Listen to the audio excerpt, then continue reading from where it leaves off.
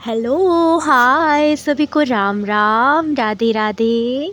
आप सभी को आपके अपने यूट्यूब चैनल जानकी क्लासेस पर सभी का दिल से बहुत बहुत स्वागत है। आई होप कि आप सभी लोग बढ़िया होंगे, मस्त भी होंगे और अपनी तैयारी में भी लगे होंगे। तो चलिए आज के सेशन की शुरुआत करते हैं, जो कि बहुत ही महत्वपूर्ण टॉपिक होने वाला है। तो थोड़ा सा पेशेंस बना के आप लोग वीडियो में ज़रूर एंड तक बने रहिएगा। और हाँ, अगर वीडियो पसंद है ना तो प्लीज़ एक प्यारा सा कमेंट, लाइक एंड सब्सक्राइब आप लोग मोटिवेशन के लिए ज़रूर करिएगा। तो चलिए आज के सेशन की शुरुआत करते हैं। धूमकेतु क्या होता है? धूमकेतु जो होता है हमारे, जिसे पुच्छल तारा भी कहते हैं, सौर परिवार का एक हिस्सा माना जाता है। ठीक है, जिसमें एक नाभिक होता है जो छोटे छोटे कणों से बना होता है। ये जो धूमकेतु यहाँ पे देख रहे हैं ना, सूर्य के चारों ओर ये जो दिख रहा है ना आप लोगों को, ये होता है आपका धूमकेतु, जिसे बोला जाता है क्या? तो पुच्छल तारा, जो सौर परिवार का आपका एक हिस्सा माना गया है, जिसमें एक नाभिक होता है जो छोटे छोटे कणों से बना होता है और एक पूंछ जैसी होती है, जो कि आप लोग देख सकते हैं यहाँ पे। ये जितने भी आपको पुच्छल तारे दिख रही हैं ना, इनमें पूंछ जैसी होती है जो कई हजार किमी लंबी होती है। जब ये सूर्य से निकट आता है तो इसकी पूंछ जो होती है सदैव सूर्य से दूर की ओर होती है, जैसे कि आप लोग को देखने को भी मिल रहा है। यहाँ पे ये जो दिख रहा है ये सन है आपका। ये जो धूमकेतु आपका जो सूर्य के चारों ओर है, ये इनकी जो पूंछें हैं ये सूर्य की तरफ नहीं है, ये साइड से हैं। तो यही बोल रहा है, जो ये पूंछें होती हैं इनकी कई हजार किमी लंबी भी होती हैं, जो कि यह सूर्य के निकट आता है तो इसकी पूंछें जो होती हैं सदैव सूर्य के दूर हो जाती हैं। सूर्य के चारों ओर जो धूमकेतु की स्थिति होती है, कभी कभी आकाश में एक सफ़ेद लकीर दिखाई देती है, जिससे टूटता हुआ तारा कहा जाता है। मंगल तथा बृहस्पति के बीच क्षुद्र ग्रह होता है, जो कभी कभी पृथ्वी के वायुमंडल में आ जाता है। वायुमंडल के घर्षण से वे अत्यधिक गर्म हो जाते हैं और जल जाते हैं। यही एक प्रकाश की लकीर के रूप में दिखाई देता है। यदि किसी प्रकार से क्षुद्र ग्रह पृथ्वी से टकरा जाए तो उस स्थान पर बड़ा गड्ढा हो जाता है और बहुत नुकसान होता है। कहते हैं कि डायनासोर की प्रजाति जो होती है एक उल्का पिंड के गिरने से ही समाप्त हुई है। इसके अतिरिक्त अन्य तारे जो होते हैं, जैसे कि रोहिणी हुई, स्वाति हुआ, कृतिका, चित्रा आदि सभी राशियां जो होती हैं ये तारामंडल की हिस्सा होती है। जैसे देखिए आप लोग कभी कभी जो आकाश में आप लोग देखते होंगे सफ़ेद जो लकीरें दिखाई देती हैं, उसे क्या बोला जाता है? या तो कहीं कहीं सुनेंगे आप लोग उसे लूका भी बोला जाता है, और उसे टूटा हुआ तारा, जिसे आप लोग चंद्रमा, जो आप लोग जब वो तारा टूटता है तो कुछ लोग होते हैं ना उससे मन्नत मांगते हैं, तो यही बोल रहा है, उसको क्या बोला जाता है? जो टूटता हुआ तारा होता है उसे लूका भी बोला जाता है। मंगल तथा बृहस्पति के बीच क्षुद्र ग्रह होता है, जो कभी कभी पृथ्वी के वायुमंडल में आ जाते हैं। वायुमंडल के घर्षण से वे अत्यधिक गर्म हो जाते हैं और जल जाते हैं। यही एक प्रकाश की लकीर के रूप में दिखाई देते हैं। यदि किसी कारण से क्षुद्र ग्रह पृथ्वी से टकरा जाए तो उस स्थान पर बड़ा गड्ढा हो जाता है और बहुत नुकसान हो जाता है। ठीक है, तो कहते हैं कि डायनासोर की जो प्रजातियाँ थीं अपने पृथ्वी पर, ये जो उल्का पिंड जो होती है ना, जो लूका बोला जाता है इनको साधारण भाषा में, तो जो ये उल्का पिंड थी, तो ये डायनासोर जितने भी आपकी पृथ्वी पे थे ना, उनके गिरने से ही नष्ट हुई हैं। ठीक है, ये आप लोग ध्यान देते चलेगा। इसके अतिरिक्त जो अन्य तारे होती हैं, जैसे रोहिणी हुआ, आपकी स्वाति हुई, कृतिका हुआ, चित्रा आदि सभी राशियाँ जो होती हैं, इनको आप तारामंडल के नाम से जानते हैं। एक एक टॉपिक ध्यान से देखते चलेगा, हो सके तो नोट्स बनाएंगे तो आप लोग के लिए ज़्यादा बेनिफिट होगा। चलिए अब नेक्स्ट देख लेते हैं। मूल्यांकन के लिए आपका टूटता हुआ तारा क्यों दिखाई देता है? तो जो आपके क्षुद्र ग्रह है और आपकी पृथ्वी है, जब आपस में टकरा जाती है तो आपके उल्का पिंड का निर्माण होता है। तो वही आपके डायनासोर को नष्ट करने की सबसे बड़ी रीजन माना जाता है। फिर बोल रहा है कि किन्हीं दो तारामंडल का नाम लिखिए, तो कृतिका और स्वाति हो गया। ध्रुव तारा अपने स्थान पर क्यों स्थिर है? क्योंकि ये जो पृथ्वी की जो घूर्णन अक्ष है, वहाँ पर आपकी ध्रुव तारा जो है इसी स्थिर है, क्योंकि वह ये आपके पृथ्वी के घूर्णन अक्ष पर है। ठीक है, फिर यहाँ पे बोल रहा है कि धूमकेतु को पुच्छल तारा क्यों कहा जाता है? तो धूमकेतु को पुच्छल तारा इसलिए कहा गया क्योंकि इसे सौर परिवार का हिस्सा माना जाता है। तो यहाँ तक आप लोग का कॉन्सेप्ट क्लियर हुआ। नेक्स्ट देख लेते हैं कि छाया एवं ग्रहण। प्रशिक्षु ने सूर्य के प्रकाश में तथा रात को बल्ब के प्रकाश में अपनी छाया बनते देखी होगी। जैसे कि आप लोग देखे होंगे कि सूर्य के प्रकाश जो होते हैं और रात के बल्ब का प्रकाश जो होता है आपकी छाया, तो धूप से बचने के लिए छाते का प्रयोग किया जाता है। प्रकाश की सीधी रेखा में चलने के कारण छाया बनती है। जैसे कि आप लोग देखते होंगे, जैसे अगर कभी भी धूप निकलिए तो धूप में आप आगे आगे जाएंगे, आपकी छाया जो होती है ना पीछे चलती है। या तो लाइट में कहीं खड़े हो जाइए तो आपको पीछे का छाया जो होता है ना, छाया, तो वो छाया दिखेगा। तो वही बोल रहा है। तो छाया होता क्या है, ठीक है।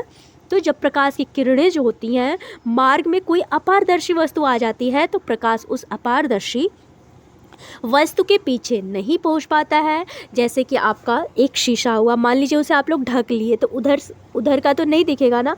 तो बोल रहा है कि अगर आप अपारदर्शी वस्तु के पीछे देखेंगे तो नहीं दिखेगा। जब आप ढक लेंगे तो फिर कहाँ से दिखेगा? उस क्षेत्र में जहाँ प्रकाश नहीं पहुँच पाता।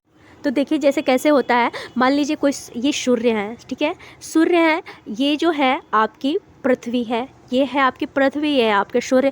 तो ये जो पृथ्वी का गोला है, ठीक है, सूर्य है, यहाँ पे प्रकाश कर रहे हैं, यहाँ पे प्रकाश नहीं कर रहे हैं, तो जाहिर सी बात है यहाँ पे अंधेरा होगा, ठीक है। और यहाँ पे प्रकाश कर रहे हैं तो इधर का जो है तो यहाँ पे तो उजाला रहेगा ना। तो जब आपकी पृथ्वी है आपकी घूर्णन करती रहती है, परिक्रमण करती रहती है आपके सूर्य का, तो एक तरफ दिन होता है और आपके एक तरफ रात होता है। तो यही बोल रहा है कि जो आपकी जब जहाँ प्रकाश आपका नहीं पहुँच पाता है वहाँ अंधेरा हो जाता है, उसी को आप लोग छाया बोलते हैं, ठीक है। वो अपारदर्शी वस्तु के पीछे छाया के अतिरिक्त कुछ क्षेत्र ऐसा है जहाँ कुछ मात्रा में प्रकाश पहुँच पाता है, उस क्षेत्र में पूर्ण अंधकार नहीं होता है, वहाँ आंशिक अंधेरा होता है, उसे उपछाया कहा जाता है। जैसे कि मान लीजिए कुछ उपछाया भी होती है, जैसे कि अपारदर्शी वस्तु की छाया के अतिरिक्त कुछ ऐसा क्षेत्र होता है, जैसे कि मान लीजिए कुछ मात्रा में प्रकाश पहुंच भी पाता है, जैसे कि पूर्ण अंधकार नहीं होगा, ठीक है। तो वहाँ पे आंशिक अंधेरा अथवा उपछाया माना जाएगा। अब नेक्स्ट देख लेते हैं। यहाँ पे आप लोग देख सकते हैं आकाश में उड़ती हुई चिड़िया जब पृथ्वी के पास होती है तो उसकी छाया पृथ्वी पर बनती है, लेकिन जब बहुत ऊंचाई पर उड़ने लगती है तो उसकी छाया पृथ्वी पर नहीं बनती है। क्यों? क्योंकि चिड़िया जो है वस्तु की दूरी पर पृथ्वी पर्दा से अधिक होने के कारण छाया का आकार शून्य हो जाता है। जैसे कि यहाँ पे आप लोग देख सकते हैं, ये जो चिड़िया है अगर उड़ रही है तो अगर आपके पृथ्वी के नज़दीक है तो इसका जो है इसका छवि दिखाई देगा, लेकिन अगर पृथ्वी से दूर होती चली जाएगी तो फिर इसका जो प्रतिबिंब है फिर नहीं दिखाई देगा, ठीक है। यही बोल रहा है आपसे कि जो ये जब छाया से जब आपकी दूरी पर जाती है तो इसका छाया जो होता है शून्य हो जाता है। ग्रहण क्या होता है? तो यहाँ पे देख सकते हैं कि सूर्य ग्रहण और चंद्र ग्रहण का नाम तो आप लोगों ने सुना होगा। छाया बनने की क्रिया समझने के बाद ग्रहण को समझ पाना आसान होगा। प्रशिक्षुओं से प्रश्न पूछकर ग्रहण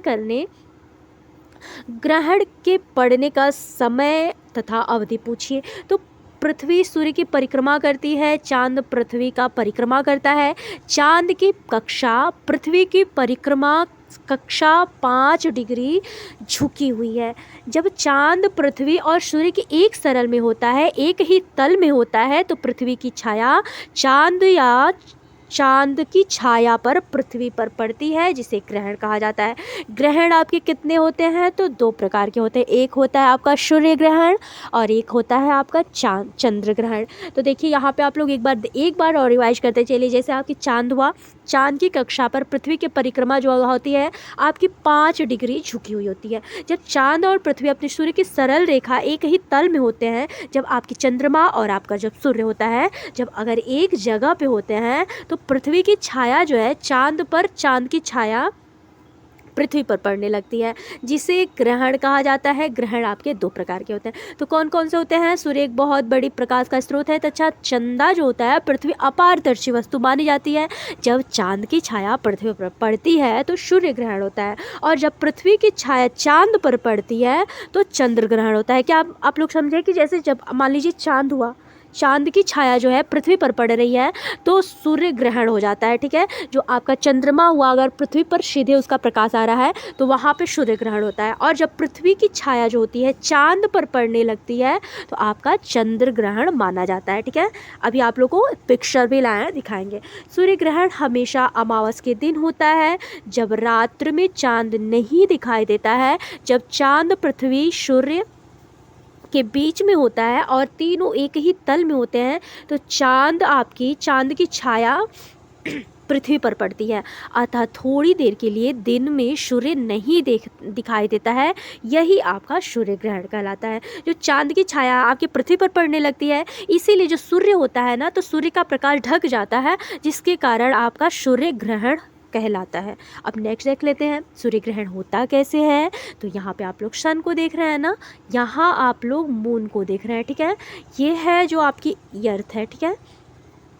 तो यहाँ पे आपका सूर्य ग्रहण कैसे हुआ, तो सूर्य ग्रहण हमारे अमावस के दिन होता है, जब रात को चंद्रमा नहीं दिखाई देगा, जब चांद सूर्य और पृथ्वी के बीच में आ जाएंगे और तीनों एक ही तल में, जैसे कि आप लोग देख भी सकते हैं यहाँ पे मून, पृथ्वी और आपका सन, ये तीनों लोग एक ही तल पे यहाँ पे, तो इसकी वजह से चांद की छाया पृथ्वी पर पड़ रही है।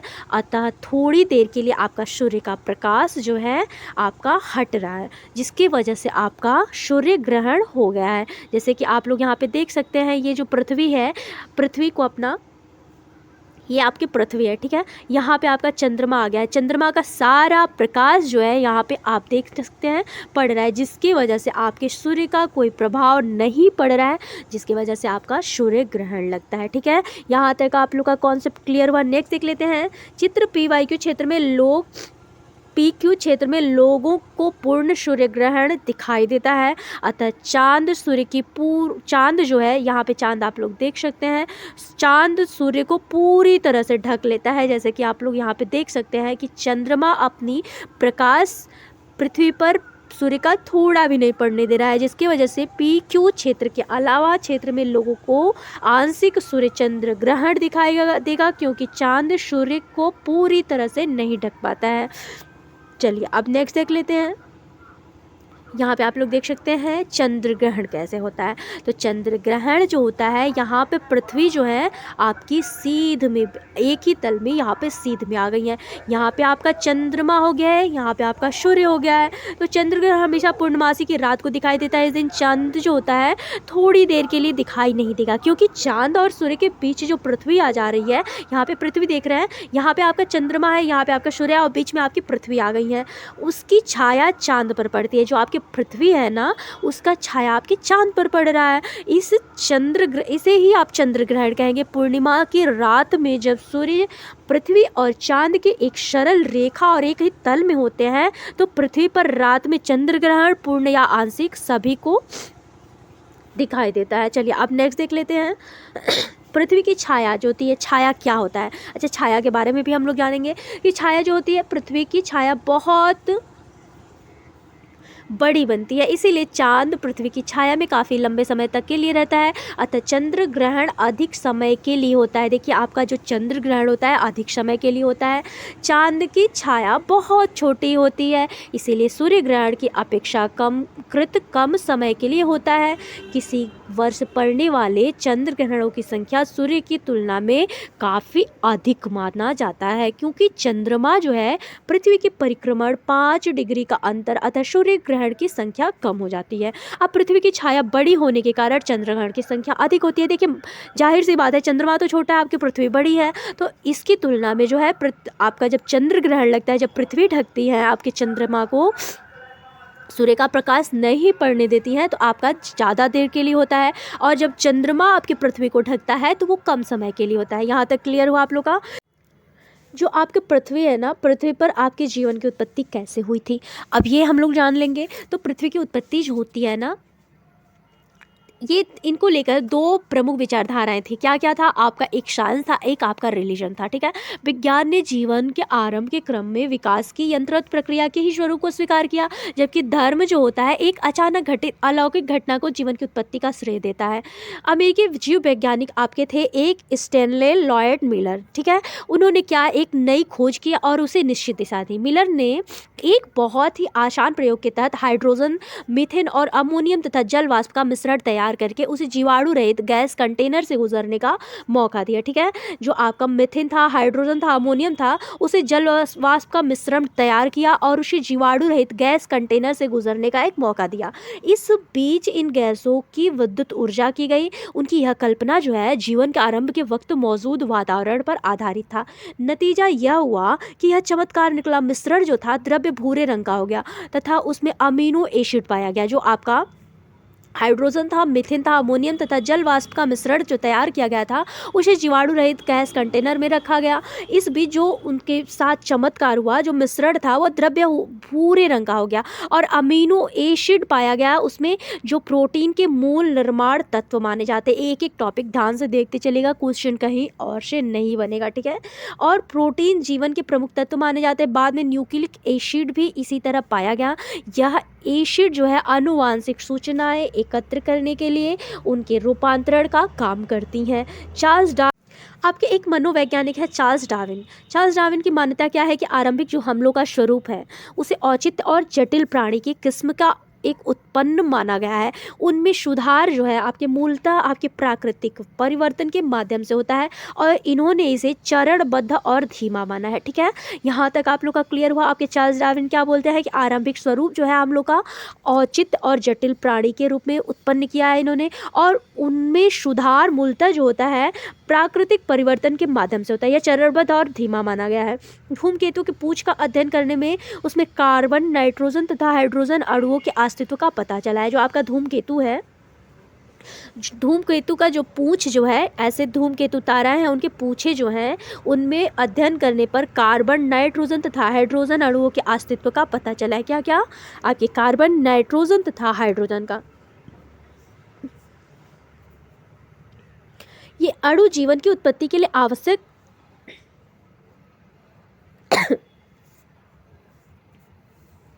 जड़िकाओं के निर्माण में सहायक होते हैं। अतः कुछ मनोवैज्ञानिक ने संकेत दिया है कि पृथ्वी पर जीवन के बीच धूमकेतु द्वारा बाह्य अंतरिक्ष से लाए गए हो सकते हैं। देखिए, कुछ वैज्ञानिकों का मानना है कि जो पृथ्वी पर जीवन के बीच दो धूमकेतुओं द्वारा बाह्य अंतरिक्ष से लाए गए हो सकते हैं। सॉरी, चलिए अब यहाँ पे आप लोग देख सकते हैं विज्ञान और धर्म के बारे में आप लोग क्या बताएंगे। विज्ञान और धर्म जो होता है पृथ्वी पर जीवन को लेकर किस प्रकार का विचार रखते हैं। तो अभी आप लोगों ने देखा जो इनका विज्ञान और मतलब इनमें जो क्रम है विकास की यंत्रवत प्रक्रिया माना गया है, जो कि धर्म एक अचानक घटित होने वाली और अलौकिक आपकी घटनाओं का वर्णन कर रहा है। फिर तो बोल रहे हैं आप लोगों से ना कि जीवन के लिए किन मुख्य घटकों का होना आवश्यक माना गया है। तो आपके नाइट्रोजन, कार्बन डाइऑक्साइड, यहाँ पे आप लोग देख सकते हैं हाइड्रोजन अणु का अस्तित्व का पता चला है कि ये जो अणुए हैं आपके जीवन की उत्पत्ति के लिए बहुत ही आवश्यक माने गए हैं, जो आपके आवश्यक जड़ियों के निर्माण में सहायक हो सकते हैं। अतः कुछ वैज्ञानिकों ने संकेत दिया है कि पृथ्वी पर जीवन बीज जो आपके पृथ्वी पर जीवन है वो आपके धूमकेतु द्वारा बाह्य अंतरिक्ष से लाए गए हो सकते हैं। फिर आपसे बोल रहा है कि अमेरिकी मनोवैज्ञानिक जो हैं उन्होंने जीवन की उत्पत्ति का क्या प्रमाण दिया है। तो आपके अमेरिकी मनोवैज्ञानिक जीव विज्ञानी स्टेनले लॉयड मिलर ने इसकी खोज जो की है एक नई निश्चित दिशा दी है। मिलर ने एक बहुत ही आसान से प्रयोग किए, जो कि हाइड्रोजन था, मीथेन था, आपके अमोनियम था, जिससे आप वाष्प के मिश्रण में इसे जीवाणु रहित गैस कंटेनर में रखने के बाद इन्होंने देखा कि ये जो मिश्रण है आपके चमत्कार ये हुआ कि भूरे रंग का हो जाता है और उसमें अमीनो एसिड पाया जाता है। और फिर यहाँ पे आप लोग देख सकते हैं चार्ल्स डार्विन का मान्यता क्या था। तो चार्ल्स डार्विन मानते क्या है कि जो आपके आरंभिक स्वरूप है आपका औचित्य और जटिल प्राणी के रूप में माना है, और उन्होंने कहा है कि उसमें जो सुधार मूलतः है आपके प्राकृतिक परिवर्तन के माध्यम से होता है और यह आपके एक चरणबद्ध सीमा माना गया है। अब नेक्स्ट देख लेते हैं यहाँ पे अन्य ग्रहों पर जीवन की संभावनाएं है कि नहीं है। तो दूसरे ग्रहों पर आने वाले प्राणी जो एलियंस होते हैं, उड़न तस्करी के बारे में सुना होगा आप लोगों ने कि यह कोरी कल्पना नहीं है। सदियों से मनुष्य अन्य ग्रहों पर जीवन की संभावना मानी जाती है। गहन अध्ययन भी किया गया है इस पे। इसके अस्तित्व की खोजने की कोशिश भी की गई है। ब्रह्मांड में अरबों आपकी आकाश गंगाएं हैं। प्रत्येक आकाश गंगाएं में अरबों नक्षत्र हैं व ग्रह हैं। अगर इन ग्रहों में एक भी पृथ्वी जैसा हुआ तो ब्रह्मांड में जीवन का अस्तित्व की संभावना माना गया है। देखिए जो आपके सॉरी जो आपके जीवन आपके सदियों से जो आपके पृथ्वी पर जो संभावना मानी गई है, चाहे अन्य ग्रहों पर भी, तो इसके बारे में बहुत ज़्यादा गहन अध्ययन भी किया गया है और इसके बारे में खोज भी किया गया है। तो बोल रहे हैं ब्रह्मांड में अरबों संख्याएं मानी गई हैं आकाशगंगाएं, और प्रत्येक आकाशगंगाएं जो हैं आपके अरबों नक्षत्र व ग्रह माने गए हैं। तो अगर इन ग्रहों में एक वह पृथ्वी जैसा हुआ तो ब्रह्मांड में जीवन का अस्तित्व की संभावना तो निश्चित ही है। जैसे आपकी पृथ्वी है, अगर कहीं और ग्रह भी ऐसा है तो वहाँ पे जीवन की संभावना तो बिल्कुल निश्चित है। 2 जून आपके 2008 में यूरोपियन खगोलविदों ने 42 प्रकाश वर्ष दूर 3 ग्रहों की खोज की है जो आकार में पृथ्वी के समान ही थे। यह खोज अन्य ग्रहों पर जीवन के अस्तित्व की संभावना को बल देती है। इस प्रकार तो बोल रहा है कि संभावना इतनी अधिक है, तो ऐसी प्रजातियों ने अभी तक पृथ्वी से प्रकाश, ध्वनि या किसी भी अन्य इलेक्ट्रिक आपके मैग्नेटिक सिग्नल के रूप में संपर्क क्यों नहीं किया। तो इसके विषय में CTEI वैज्ञानिकों का मानना यह है कि एलियंस के अस्तित्व की संभावना की उपेक्षा नहीं की जा सकती है। क्यों? क्योंकि पृथ्वी के अतिरिक्त जीवन की संभावना खोजने के लिए आपके इलेक्ट्रिक मैग्नेटिक सिग्नल जो है आंतरिक के भेजे गए हैं। रेडियो दूरबीन बनाई गई जो लंबे समय तक अधिक तरंग दैर्घ्य वाली ऊर्जा तरंगों का पता लगाया जा सकता है। आपके 1977 में कुछ अस्टर संकेत रिकॉर्ड किए थे, लेकिन वह संकेत जो है दोबारा नहीं मिले और CETI की खोज को ठोस प्रमाण दे सके। दुनिया भर के वैज्ञानिकों और खगोलविदों ने अभी हार नहीं मानी है और ब्रह्मांड के समकक्ष बुद्धिजीवी सभ्यता की खोज भी जारी करी है। यहाँ पे बोल रहा है कि ब्रह्मांड में जीवन की उत्पत्ति संभावना क्यों है, क्योंकि अगर आपके पृथ्वी की जैसी, अभी आप लोगों ने पीछे पढ़ा कि अगर पृथ्वी जैसा अगर ग्रह है तो जाहिर सी बात है संभावना है। फिर बोले खगोलीय दूरी नापने की इकाई आपकी क्या है। इस प्रकार के खोज को आप search for extra terrestrial intelligence CETI के नाम से जानेंगे। वैज्ञानिकों का मानना है कि यदि किसी ग्रह की पर्यावरण में जीवन उत्पत्ति के सभी कारक उपस्थित हो सकते हैं तो ऐसे ग्रहों को हम पृथ्वी के समकक्ष ग्रह कहते हैं। ऐसे ग्रहों पर जीवन का अस्तित्व की संभावना भी माना जाता है। सन 1950 में परमाणु भौतिक विज्ञान आपके एनरिको फर्मी आपके ने तर्क दिया है कि अगर एलियंस की